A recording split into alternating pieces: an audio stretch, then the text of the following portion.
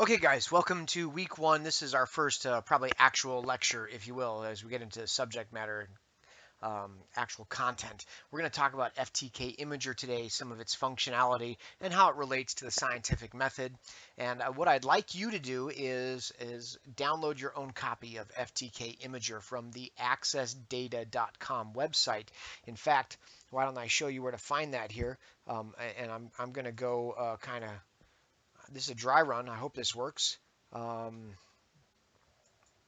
let's see if I can pull this over here for you to see. Let's try access data. I'm just going to Google access data. Actually, access data should be all one word. FTK Imager, and it should pull up the download page. Oh, I missed FTK Imager Lite, but here we go. So that it was that easy. I'm going to go to Access Data Product Download FTK Imager version 3.4. There is a light version. If you download this version, it actually installs it on your computer. If you go to Imager Lite, then that's a portable app that you can install on a USB drive. Let's go back to that. Let's see if it gives us that one. There it is, FTK Imager Lite 3.1.1. That's the same version I have. Click download now. It'll ask you for your email, and they will spam you occasionally, but they're actually a pretty decent, really reputable company, so don't worry about that. Uh, that's what I recommend. I'd recommend FTK Imager Lite because you can install it on a thumb drive and use it in the field to go do data acquisitions on scene. So that's that. Now, let's pretend for a second that we are, in fact, on scene, and this is you come to the office, and I guess I should look up over my shoulder this way. This is what you see. You come to the bad guy's computer. It's on. It's open, and you see this SD card right down here. 2 GB SD card. That is your evidence in question. That's what you're concerned about, is that they are smuggling evidence out of the office or out of the corporation on this SD card. And so you can see it's highlighted, and it appears to be a blank volume. There's some system volume information in there, which you may or may not see unless you have system folders, show system folders option checked in your operating system. You may not see that. But in this case, we see that there's some system volume file there. But there doesn't appear to be any data in the root of the directory. Nevertheless, we're going to remove the thumb drive, or the SD card from the computer and take it back to our lab. We're probably going to do some kind of a shutdown of the computer depending on what our warrant says. Maybe we're going to shut down the computer. Maybe we're going to pull the plug out of the back of the computer, just power it off, do a hard shutdown, and take the whole thing back to our lab for examination. But for practical intents and purposes, we're just going to grab this SD card and take it back to our lab. Okay, and so now here we are back at our lab. Let me do something over here really quickly. I'm just going to eject this SD card. Okay, got that ejected. All right, so this is what you end up with back at your lab, right? You come back to the lab with an SD card. And this is a massive 2 GB SD card. I always keep a few of these old SD cards around with really small capacity just for forensic training purposes, because if you have something bigger than 2 gigs, it's going to take too long to image and to process and to analyze, right? For learning purposes, you want something with a small capacity. Just throwing that out there. For this class, I highly recommend you rummaging up an old 2 GB SD card and getting FTK Imager Lite. You'll be able to do just about every single exercise that we do with these two utilities, which are the FTK Imager Lite is free, and this is virtually free, right? I mean, I don't even know if you can still buy a 2 GB SD card. You can probably go on Amazon and find one for like $1 or something. I don't know. Anyway, very useful for this class. So highly recommend that. Now we're in our lab, we're back at the forensic lab, and we've got our evidence drive and we've taken pictures of it and documented it. Why would we do that? Well, for court purposes, we want to prove that this is in fact the evidence that we acquired at the scene. In fact, I would have taken pictures of it at the scene before I pulled it out of the SD card reader on the suspect's computer. And then when I get back to the lab, I'm going to take pictures of it again. There's also a chain of custody sheet, paperwork that you fill out when you take evidence from the scene, especially pursuant to a warrant or a court order. You're going to create a very solid documentation, a paper trail of how, when, and where you acquired your evidence. Typically, that's on a sheet of paper called a chain of custody report, and it's going to describe the make, model, serial number, capacity, physical description, etc. of this SD card.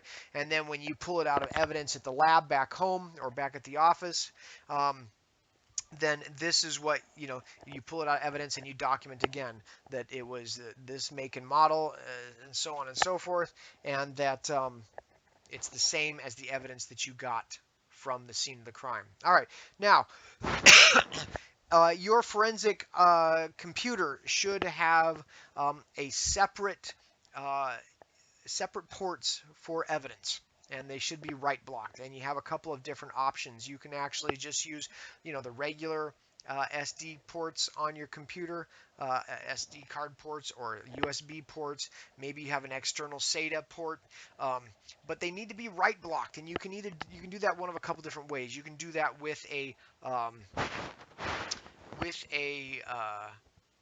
software write blocker, so you can go to forensictools.com or whatever and find a good forensic write blocker. I would, if you're going to do this for court, you can't just go get one from forensictools.com. You have to kind of do your homework and find one that's been proved by somebody like SWGD or NIST, somebody that says that, yeah, this is a widely accepted and verified, validated forensic tool.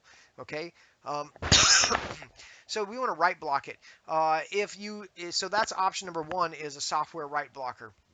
Option number two is a hardware write blocker, and I'll show you an example of that. Don't let me forget to put my headphones back on, or else you won't be able to hear me. The rest of the video, the sound quality will sound like crap, but let's say, oh, that's not what I was going to grab. This is what I was going to grab. Got my forensic toolkit here. All right, so Tableau, write blocker, Digital Intelligence, a very well-known write block manufacturer. This is, as you can see, Digital Intelligence Ultra Block 2. That's a very common write blocker. All this is an adapter, so that I can plug USB into my computer. I can USB 3 it into my Fred and plug a SATA cable in here. If I pulled a hard drive out of a computer laptop, then I could run a SATA cable from the suspect evidence into my write blocker, and from my write blocker into my forensic computer, so that my forensic computer doesn't make any inadvertent read writes to the evidence, right? Windows is nasty. We use Windows in forensics. Most of the utilities, I did it. Most of the utilities in Windows are most of the forensics utilities are written for Windows machines. There's quite a bit in Linux, thankfully, because Linux is great for investigating or at least acquiring Windows evidence. Okay, so and that leads me to option number three. So option number one is a software write blocker. Option number two is that hard drive write blocker, like I just showed you, the forensic bridge that prevents read writes. And then option number three would be using some kind of a Linux boot disk, right? So you boot into a Linux system, something like Deft or Kali or Kane. So there's several different Linux distributions that are oriented towards forensics. So you boot into your Linux system, and then you use that Linux system to make an acquisition of a Windows piece of hardware or media, right? Because Linux is typically not going to go out and stomp all over the evidence by changing timestamps, etc. Okay, and these Linux distributions have built-in software write blockers where you can say, I want by default all of the drives that I'm accessing are read-only. Okay, so those are your 3 options for preventing inadvertent changes to your data, to your evidence, when you begin your examination. Okay, so we've talked about a couple things. We've talked about chain of custody, how you would document this from the scene all the way to your lab and prove that it's the same piece of evidence, and that it hasn't been in anybody's custody other than yours or maybe the property and evidence team, but that's all been recorded so no one can dispute it. And then we talked about plugging it into some kind of a write blocked port before we begin our examination. Okay, so if you don't have a write blocker, if you don't have access to the software write blocker, you don't, at this point, you're not sure how to create a Linux distribution boot disk and run it on your system. All you NetSec guys, you can do this. You're using things like Backtrack and Kali and Kane because they've got network forensic tools built into them.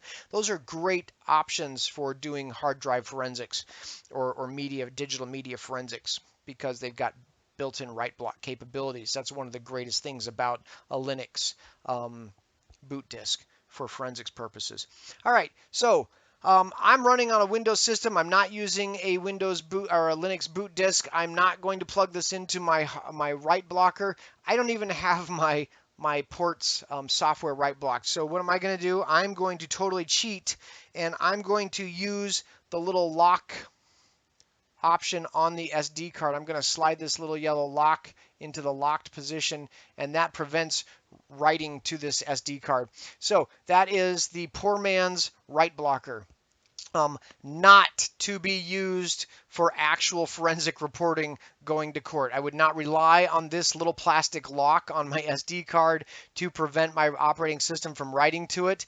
I certainly wouldn't rely on that for courtroom examination purposes, but for today's purposes, this should be fine. We just want to prevent Windows from changing any metadata on any of the files on this SD card. All right, so I'm going to plug it into my system and see what happens here. All right, Windows pulled it up, went out and tried to look at it. Hopefully, the write blocker on there prevented it from actually making any changes to this. It looks like this was last modified. The system volume was last modified on the 23rd of January of 2017. So that's a while back. It's been a while since it's been modified. I don't know if that's true or not. We don't know because we don't know what the timestamp or the time clock of the system that created this was, if it was accurate or not. But we get a general idea what's going on. We could poke around in here if we wanted to because it is write blocked, but we're not really going to do that. We don't want to mess with original evidence as much as possible. We plug it into the write blocker, or hopefully in a write blocked state, and then we want to open up FTK Imager. That's the whole reason you're here. Let's open up FTK Imager. I don't know why I just did that. Let's see. I'm going to go to my desktop where I keep a lot of my crap. I've got a forensic folder here, and here's where I've got FTK Imager Lite stored, and I'm just going to run the executable file. Nothing is actually installed on my computer. It's just an executable. It could be just as easily stored on a thumb drive. All right, I've got to keep it on my desktop. All right, so this is what FTK Imager looks like. If you've opened it up or looked at it at all, you're pretty familiar with it. If not, it's not that difficult. It's pretty simple. We've got an evidence tree, we've got a file list pane, we've got properties pane, and then we've got the hex interpreter pane over here, or the hex value pane in the lower right. So those are the 4 panes you will be expected to know about FTK Imager and become quite intimate with this interface, because it may or may not be on the test, but you're certainly going to be using it a lot in the practical exercises. So the first thing I'm going to do is I'm going to go up here to the little green plus, add evidence item, if you're following along. You can also do it from the file menu, add evidence item, but as you can see, it has the same little plus green icon right there. So we're just going to hit plus. And it's going to pull up this other menu. It's going to say, what kind of evidence do you want to add here? Do you want to add physical drive, like from starting sector 0 to the last sector on the disk, like every byte on the disk, or including every partition and unallocated space? That's what I'm going to choose most of the time. That's what we're going to choose today. But it gives you a couple of different options. It could be just a logical drive. So let's say that this was a hard drive, and on this hard drive there are multiple partitions. Now I can I can choose just one of those partitions, or two of them, or three of them, and image them independently. But I'm missing the unallocated space, right? If there's any unpartitioned space on this hard drive, and I'm just getting the logical drives off of it, then I could be missing evidence. And we talked a little bit, I think, in the beginning, um, about a scenario where maybe you're at a doctor's office and you only have permission to get one patient folders, one patient directory, and so you have to limit the scope of your acquisition. Maybe you have access to one partition but not all the other partitions. More than likely, that would be the contents of a folder option, where you would just go specifically to that patient's file directory and download that folder and create an image of it. Now, when I say create an image, what am I talking about? You see the third option here. It says you can open an image file. Does that mean you can open a JPEG or a PNG? If you're a photographer, an artist, you know what I'm talking about. You've got these different kinds of graphic image files. That's not what this is talking about. This is talking about, when it says image, that's jargon or vernacular in the forensic community for a forensic copy. When you say, I'm going to image this hard drive, that means I'm going to make a forensic copy of this hard drive, or I'm going to create a data set in a container that contains all the data from this hard drive, or from this partition, this volume, or maybe just a file. I can create an image of a file. But that's what it's talking about. An image file is basically just a data set contained in some kind of a zip container, not really a zip container, but an archive container. And that archive container is write blocked, right? So it's read only, and so we can't make any changes to it. That's why it's forensically sound, because it takes the entire data set and it puts it into an archive container that is read only. And so that's really critical, because now, once we make that forensic copy or that image, we can poke around in it all we want, and we're not worried about changing the data. And that's a really, really important thing when you're doing a forensic investigation, right? Because in the court system in the United States and in most countries, we have a two-party court system. We've got the prosecution, we've got the defense, right? We've got the plaintiff, we've got the defendant or the respondent. And so we've got this adversarial approach to justice, and you're on one team or the other typically. And so if I work for the state, if I'm a cop, I work for the prosecution. My job is to go out and look for evidence on this SD card that this guy was stealing stuff, and so I'm going to go see if I can find some deleted stuff in there. And then I have to turn over that same evidence, the forensic copy of the evidence. Once I prove that it's a forensic copy, it's admissible in court, I have to turn that forensic copy over to the defense so that they can do their work on it. And they may even say, we have reason to believe that your forensic methodology sucks, and we want the original evidence to make our own forensic copy of it. In which case the judge very likely could say, yeah, you have to give the defense access to the original copy. So I've actually had defense, not for my case, thankfully, but I have had to work with defense examiners, or subject matter experts, forensic experts that are working for the defense, to come into the police station and to have access to original evidence. And they have to sit there under our supervision with their write blockers and with their, maybe they're using FTK Imager or some other imaging, data acquisition tool, and they plug it all in and they make their own forensic copy. And then we can show them, right? We can say, okay, well, so let's look at the original. The original data was hashed. And if you don't know what that means, I'll explain it really quickly. You're going to take a data set, like the contents of a 2.5-inch hard drive, maybe the contents of a thumb drive, or the contents of an SD card, and you're going to run them through a mathematical algorithm. And that mathematical algorithm is going to crunch all the data on there and spit it out as a 128-bit or a 256-bit encryption. Not really, yeah, it's encryption, sort of. A key basically that says, yep, this is what we call a hash value. This is the hash value of this data set, and it's a very unique mathematical thumbprint that cannot be reverse engineered, but it will be the same every time. Every time I run this data set, assuming I haven't changed it, every time I run it through an MD5 hash or a SHA-256 hash or whatever, it's going to come out with the exact same alphanumeric sequence. Okay, so it's going to, that way I can prove that this hasn't changed, right? If I acquired this from the suspect in January of 2017, and then the defense wanted to look at it in January or February of 2018, I could pull it out of evidence, we could plug it into a write blocker, they could run it through a hash algorithm, and they would get the exact same data thumbprint, right? So we could say, yep, it's been in storage, no one's messed with it, it hasn't changed a bit, the hash values match, okay? So we need to do that whenever we create an image file or a forensic copy of a data set. So I've got this SD card plugged in, it's write blocked, Windows shouldn't be stomping on any timestamps or metadata files, any of the system files, and so I need to create a hash value of that data set. Okay, now FTK Imager does that, right? When you create an image, by default, it goes in and it creates a hash value of the data, and then it images it, and then it creates a hash value of the image data set, and then it compares the two and says, oh, it's a match, or uh-oh, it's a mismatch, in which case you're screwed. You've done something stupid. You somehow changed the data on your original evidence.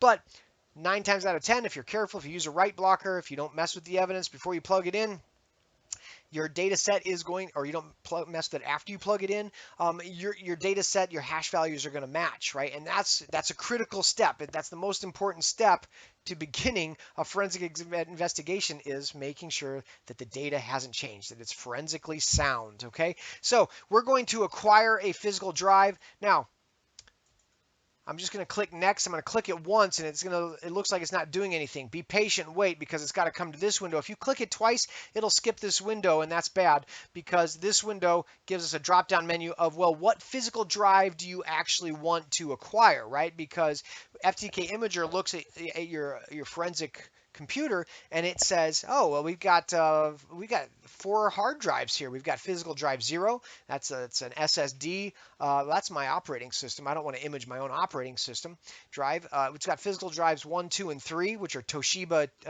2 terabyte drives. I don't want to operate those. Those are my evidence drives and my media drives, right, for my company and for my investigations, right? And so the one that we want is physical drive 4, which is the USB 2. It's a combo 2 gigabyte USB, and it's actually an SD card. It's just plugged into a USB reader. Okay, so that's the drive that we want, is that 2 gigabyte USB. So we're going to highlight it and click finish. And oh no, it went back to that. That's not all what we want. Okay, now finish. All right, so here's physical drive 4. That didn't take long for it to look at. It's got it now added to the data set within FTK Imager. And you can see now we can kind of poke around in here. It's hypothetically it's write blocked. It should be write blocked. If it's not write blocked, you're going to screw up your whole case. Your whole evidence chain of custody is all screwed up if it's not write blocked and if you don't get the same hash values. Okay. Or if any files show up being changed, the metadata timestamp is different than, here's a scenario. I take the SD card from the crime scene. I package it up. I photo document it. I create my chain of custody report. I go back to the lab, right? I open up the evidence to start my examination, and I notice that the seal's broken on the evidence. That's scary. Why is the seal? Has somebody open this evidence? I go check the chain of custody file, and it says, oh, Detective Smith went down to property evidence and checked this out because he wanted to look at the SD card. Oh, that's an aw crap moment, right? Detective Smith should not have done that, because Detective Smith doesn't have a write blocker, and he went tooling around poking through the evidence because he got impatient and he wanted to look at the evidence on his hard drive, and he's writing his report, doing his investigation. He didn't want to wait for the forensic examiners to get to it, and so now he's gone and poked around, and just by opening files on the hard drive on the SD card, he's changed the timestamps. His Windows computer has changed his timestamps, and now the defense is going to have a heyday with this, right? Because they're going to be like, and maybe Detective Smith had the best of intentions, nothing nefarious. He's not trying to, screw with the case or be a bad cop. He just didn't think about it. And now the defense attorney's going to say, oh, wait a minute, this file looks like it was accessed after you acquired it from the crime scene. What are you up to, police department? What are you up to, Detective Smith? Are you trying to plant evidence, or are you trying to remove exculpatory evidence? Right. So you never want to let any of your investigators handle the evidence until you've made this forensic copy. That's really important. Okay, so I got my forensic evidence. It's plugged in. It's right blocked. I've now put it into FTK Imager. I'm going to look out here on the root. And if you remember, when we looked in the root directory on the Windows machine, right when we first found the evidence, it was empty. There was nothing there. But all of a sudden here now, FTK Imager is going out. It's looking at the system volume information, and it's finding that in fact there was a file on there called week1-2 MP4, and you need to take a look at that and say, what is that? I don't know. Looks pretty dubious, right? So anyway, so let's look at the evidence tree here. The evidence tree, it gives us, just like you'd look in any kind of a file system directory, you've got file folders, unpartitioned space and unallocated space. Those are not actually files that appear on the actual suspect hard drive or the evidence drive. That is an FTK virtual folder. Right? It's basically just there to show you that it's the placeholder. It's saying, yeah, there's also this chunk of data out here that's unallocated. And so it's got several sectors out here that are 1024 bytes, and that they're not part of the partition, right? For some reason, we don't know why. Okay, and then there's other unpartitioned space out there, and it gives us this unallocated space out there. And we've got the root directory, and there's some system volume information. And inside the root folder, there's this interesting file that's got a red X in it, and it shows us that there's a deleted file on there, in fact.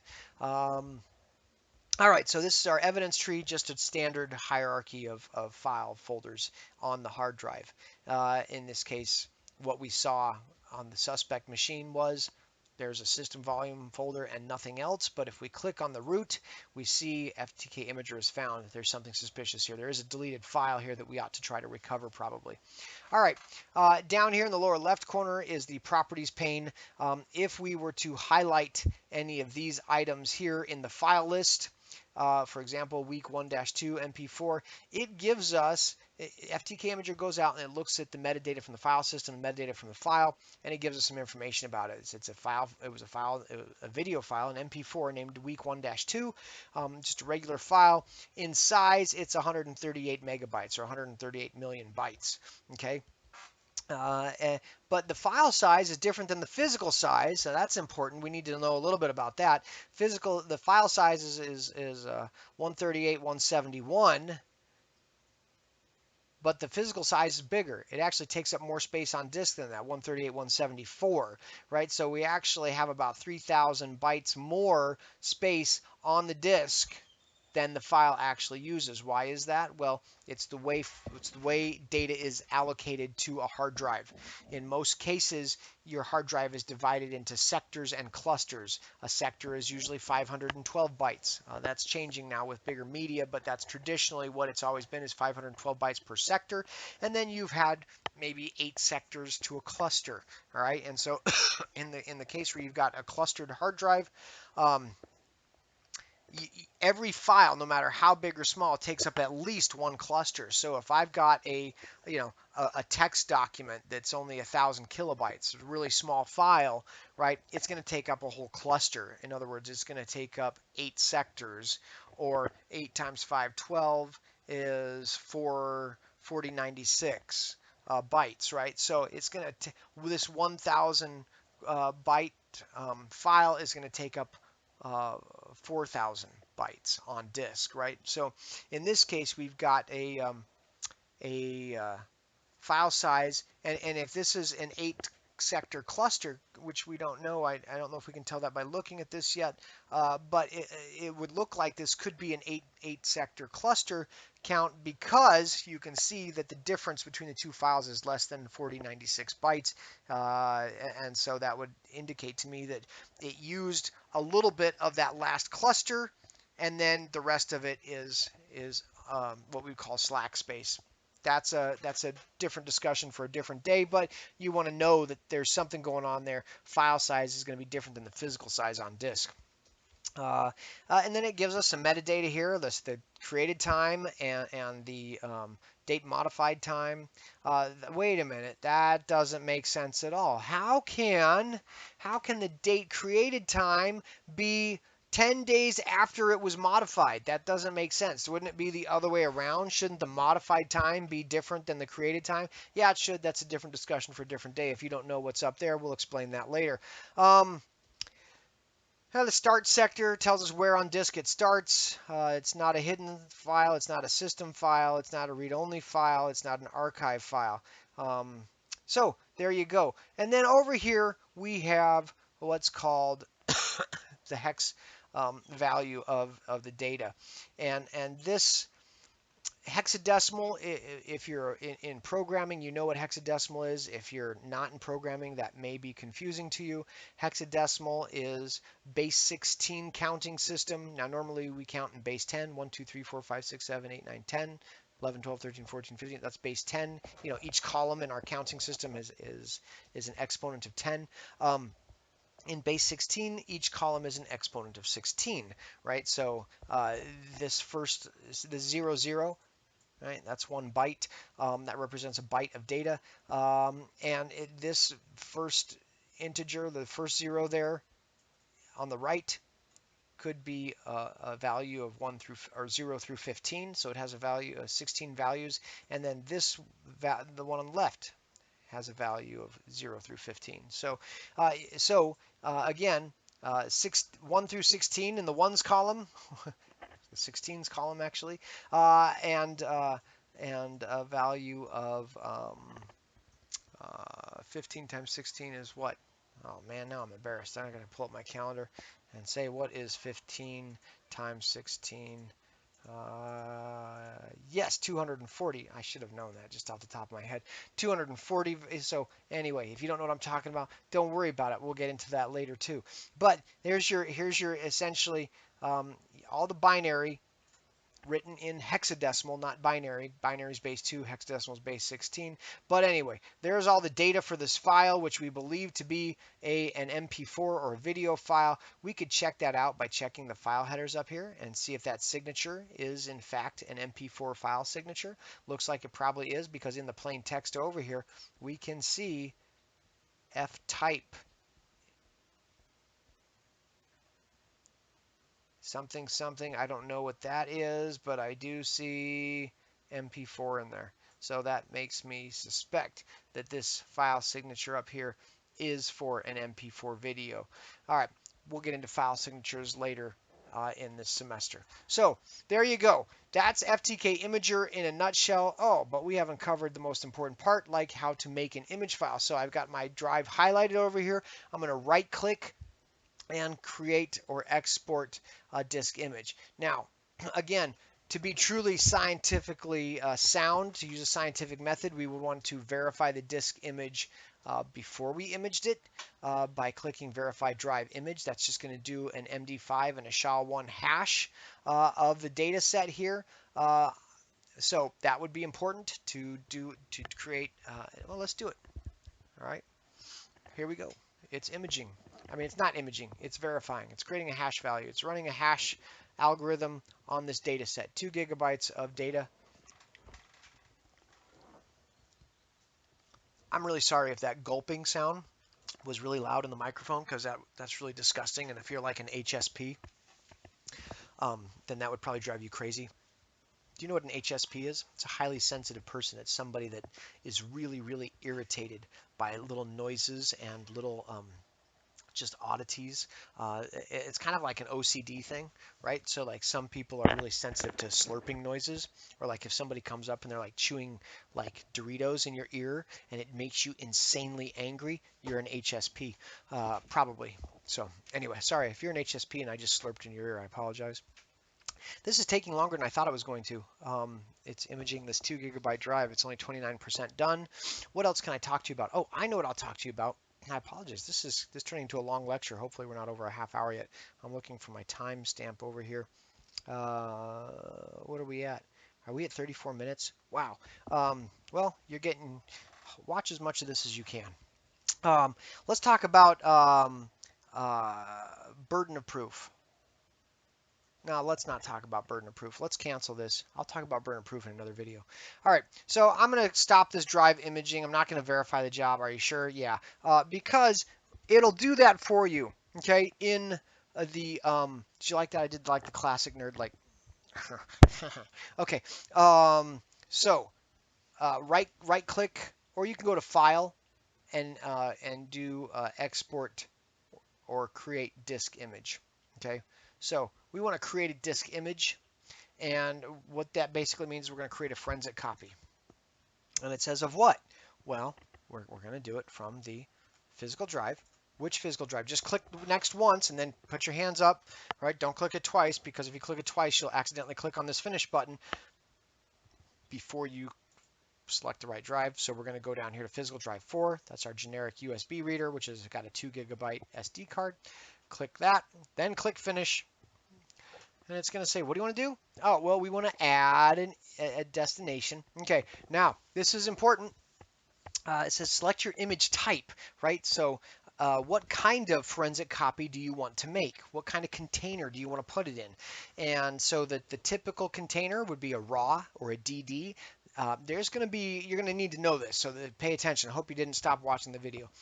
The RAW DD file format for an image is basically every byte on the disk, every bit from sector 0 to the last sector on the disk, bit for bit. It's a perfect bit for bit copy. Okay, it actually is the fastest way to image something, because it just goes bit to bit to bit to bit to bit to bit to bit to bit to bit, and it just translates it right across from the evidence file to the file on your hard drive. All right, so from the evidence media to the forensic copy on your hard drive, it just transfers the bits across linear, really fast. Okay, so that's a really fast way to image something. The downside of the RAW or DD image is that it takes up all the space, right? So if I've got a 2 GB SD card, I need at least 2 GB of space on my hard drive where I'm creating my forensic copy, my acquisition. And that, as you get into larger hard drives, if you've got this one's not that large. This is a smaller SD, or I mean a 2.5-inch drive. But if it was a 500 GB hard drive, I would need 500 GB of space for that image file. Smart is a proprietary brand. I've never used Smart, actually. I always use RAW or EO1. EO1 is the guidance software proprietary file, but it's an industry standard. EO1 is vetted and approved by SWGD or NIST to be it's a recognized file format used by most of the major forensic utilities. And the good thing about the difference between the RAW and an EO1 is that the EO1 it condenses, right? So it compresses the data. You don't lose any of the data, and the hash value is still going to match, but it accounts for the compression, right? And so if you've got a bunch of empty space on the hard drive, it's going to compress all of those 0 bytes down to, much smaller space. So if I've got a 500 GB hard drive that I need to image or create a forensic copy of, I can choose EO1, and if there's only 160 GB used on here, then it's going to compress down those 340 gigs of unused space, and I'm going to have a much, much smaller image file or forensic copy. It also does something called error correcting, right? So as it breaks it down into segments, it's going to put error checks in there, and it's gonna go through and check and make sure that each segment of data that it acquires is valid.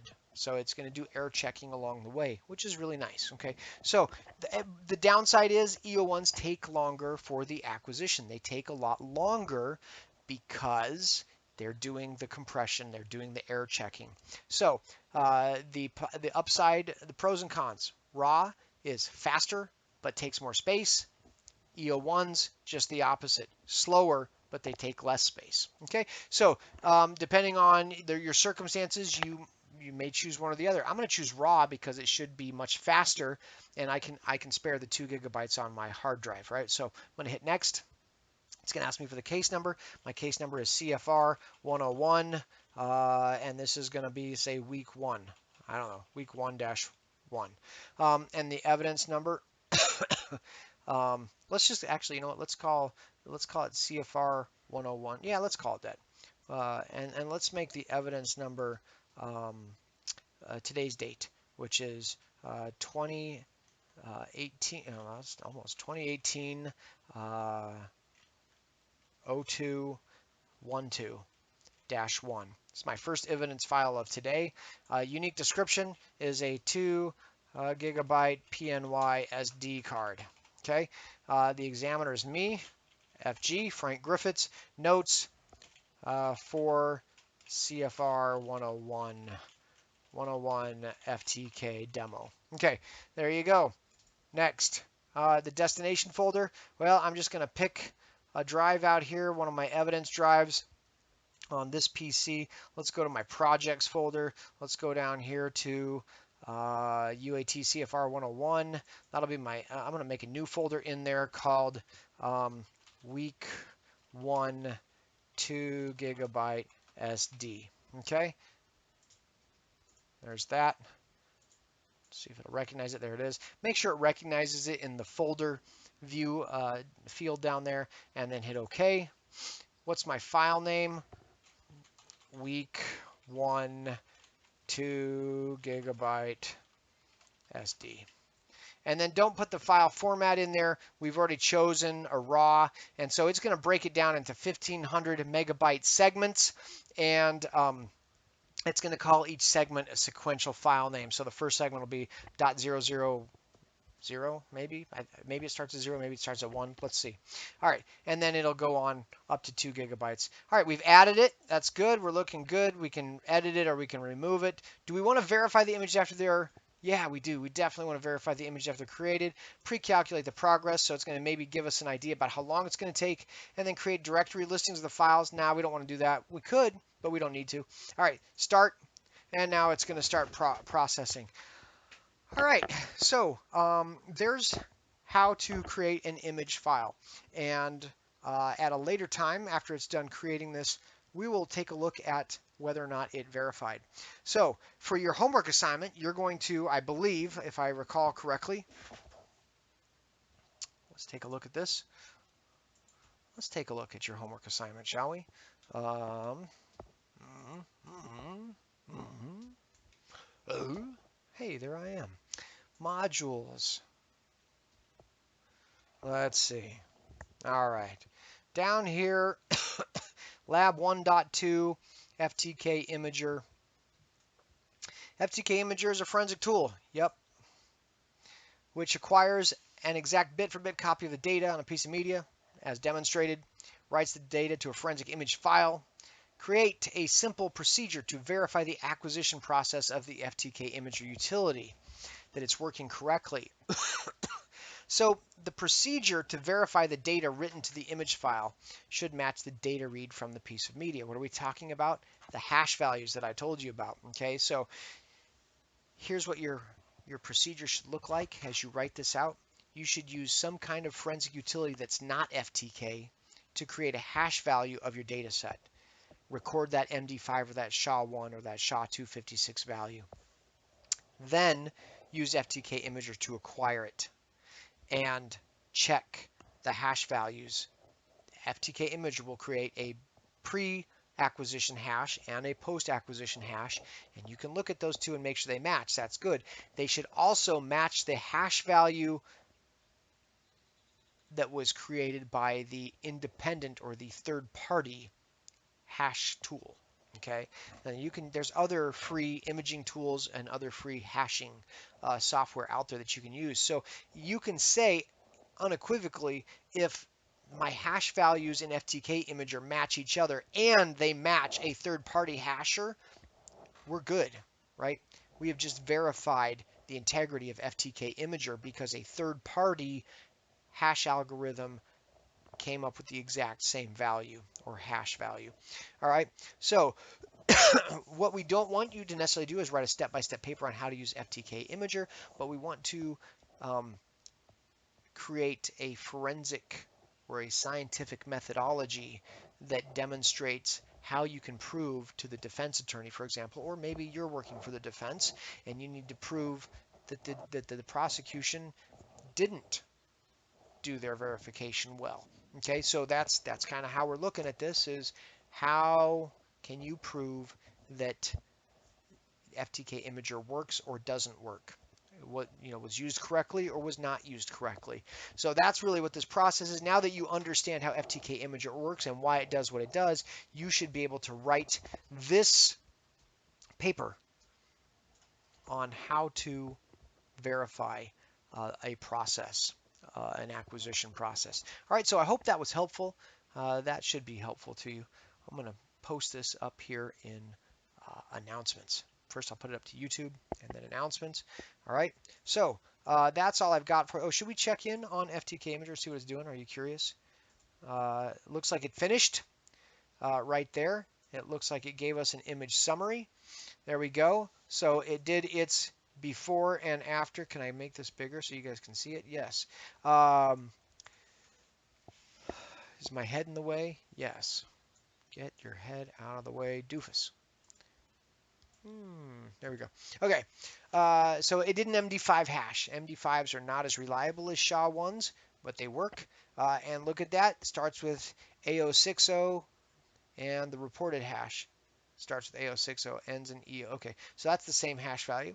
All right, and then here's our SHA-1. Yep, they match also. So to be really sure that FTK Imager did its job well, we would want to then take the image file and the original data set and hash both of those things with an independent third-party hashing utility. Where do you find independent third-party hashing utilities? Well, let's take a look at for example, at Tools Open Source Digital Forensics. So you can go to opensourceforensics.org. Oh, wow, never mind. That one's not there anymore.